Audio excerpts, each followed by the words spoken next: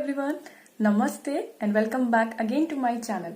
इस वीडियो में हम बात करने जा रहे हैं कि क्लास 10 पास आउट करने के बाद में क्लास 11th में जाने के लिए स्टूडेंट्स को स्ट्रीम सिलेक्शन का ऑप्शन दिया जाता है। जैसा कि हमने इससे पहली वीडियोस में भी डिस्कस किया है कि वो जो 3 स्ट्रीम सिलेक्शन के ऑप्शंस दिए जाते हैं आपको, वो है साइंस, आर्ट्स और कॉमर्स। तो यहाँ पे आपके सामने 3 रास्ते हैं, 3 पाथ्स हैं अलग अलग, और उन 3 पाथ में से आपको अपने लिए एक सही पाथ का सिलेक्शन करना होता है। तो सबसे पहले तो आप अपना स्ट्रीम डिसाइड करते हैं। अब अगर आपने स्ट्रीम डिसाइड कर लिया है और आप पीसीएम ग्रुप के हैं, यानी कि आप नॉन मेडिकल स्ट्रीम के हैं और आपके पास सब्जेक्ट्स हैं फिजिक्स, केमिस्ट्री और मैथमेटिक्स, तो आपके लिए वो कौन कौन से करियर ऑप्शंस हैं या वो कौन कौन से करियर पाथ्स हैं जो आपके लिए ओपन रहते हैं।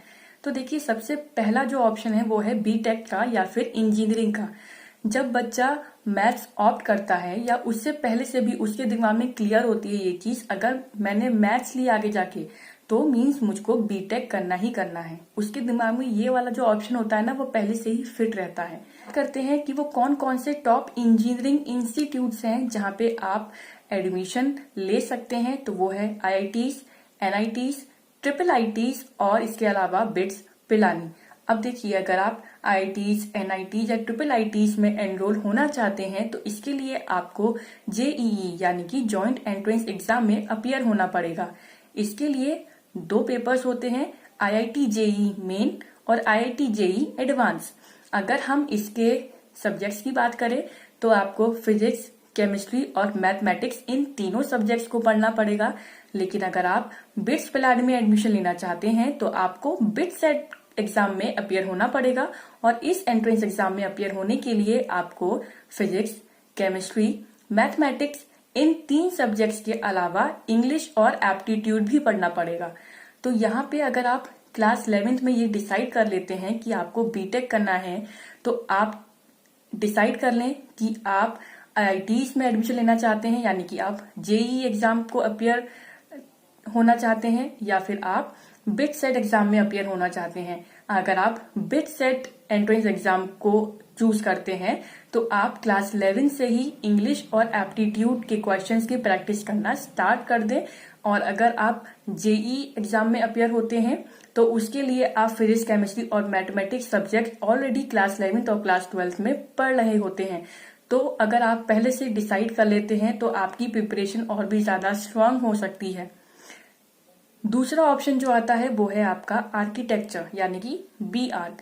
अगर आपको प्लानिंग करना, डिजाइन्स का लेआउट बनाना, आपको चीजों को कंस्ट्रक्ट करने का इंटरेस्ट है तो आप बी आर्ट के कोर्स को परस्यू कर सकते हैं। अब इस कोर्स में जाने के लिए आपके पास में 2 ऑप्शंस होते हैं। एक ऑप्शन है नाटा यानी कि national aptitude test in architecture, और दूसरा ऑप्शन है आपके पास में जेईई मेन पेपर 2। अब इन दोनों एग्जाम्स में से आप चाहें तो आप दोनों एग्जाम्स दे सकते हैं, या फिर आप अपने कॉलेज के बेसिस पे, यानी कि जिस कॉलेज से आप वो कोर्स परस्यू करना चाहते हैं, आप उस बेसिस पे इन दोनों में से कोई भी एक एंट्रेंस एग्जाम भी दे सकते हैं। फॉर एग्जाम्पल, अगर आप जेईई मेन पेपर 2 क्वालिफाई कर ले जाते हैं तो आपके लिए डोर्स ओपन हो जाते हैं फॉर आईआईटीज, एनआईटीज, यहाँ तक कि गवर्नमेंट फंडेड इंस्टीट्यूट्स के लिए भी, जहाँ पे बीआर के कोर्सेज अवेलेबल हैं। अगर आप नाटा एग्जाम को क्वालिफाई कर ले जाते हैं तो आपका वो स्कोर कार्ड वैलिड होता है फॉर और colleges other than NITs, IITs, triple ITs and government funded institutes. In colleges को छोड़ के बाकी जितने भी कॉलेजेस आएंगे वो सारे अवेलेबल होंगे अंडर नाटा स्कोर कार्ड। तो यहाँ पे आप डिसाइड कर सकते हैं कि आपको कौन से कॉलेज में एडमिशन लेना है बीआर के कोर्स को परस्यू करने के लिए। आप दोनों एग्जाम देना चाहें तो आप दोनों एग्जाम दे सकते हैं। अगर आप 2 में से कोई एक एग्जाम देना चाहें तो आप एक एग्जाम भी दे सकते हैं, depending upon the college in which you want to get admission. तीसरा ऑप्शन जो आता है वो है आपके लिए डिफेंस सर्विसेज का। अगर आप Indian army, Indian navy, Indian air force, coast guard में जॉब करना चाहते हैं, आप उसमें ज्वाइन होना चाहते हैं तो डिफेंस एक बहुत ही अच्छा ऑप्शन हो सकता है इसके लिए जो मेजर एग्जाम है वो है एनडीए का, यानी कि नेशनल डिफेंस एकेडमी का एग्जाम।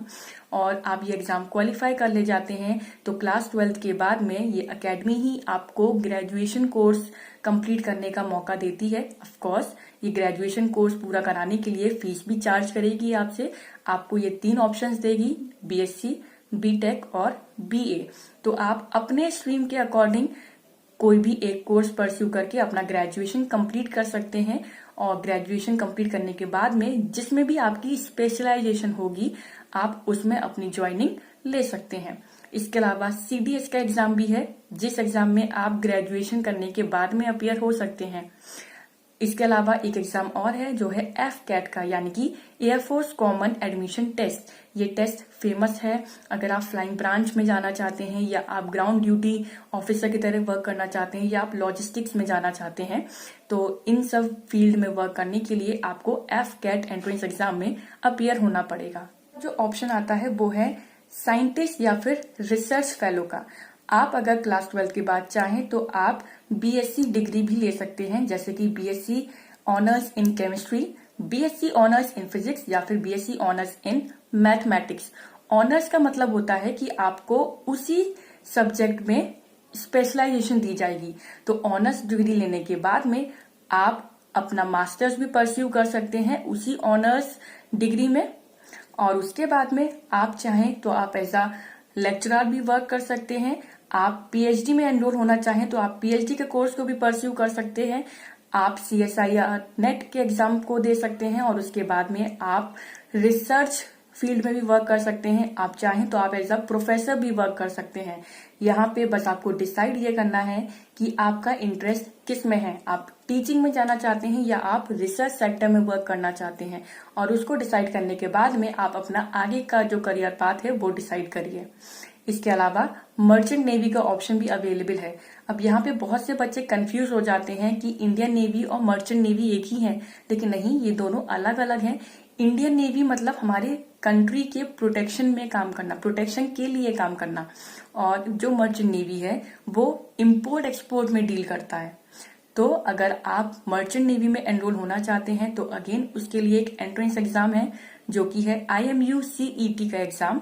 और आप चाहें तो आफ्टर क्लास 12th आप डिप्लोमा कोर्स भी कर सकते हैं, आप बीएससी या फिर बीटेक कोर्सेज भी कर सकते हैं जो कि अवेलेबल है मर्चेंट नेवी फील्ड से रिलेटेड ही। आप उन कोर्सेज को परस्यू करके आप फिर मर्चेंट नेवी में जा सकते हैं। हालांकि ये आपका कोई फुल टाइम जॉब नहीं होती है, ये कॉन्ट्रैक्ट बेसिस पे होती है, यानी कि कुछ 2 साल का आपको मिल गया कॉन्ट्रैक्ट या आपको 3 साल का मिल गया कॉन्ट्रैक्ट, और वो कॉन्ट्रैक्ट खत्म होने के बाद में आपको दोबारा से अप्लाई करना रहता है।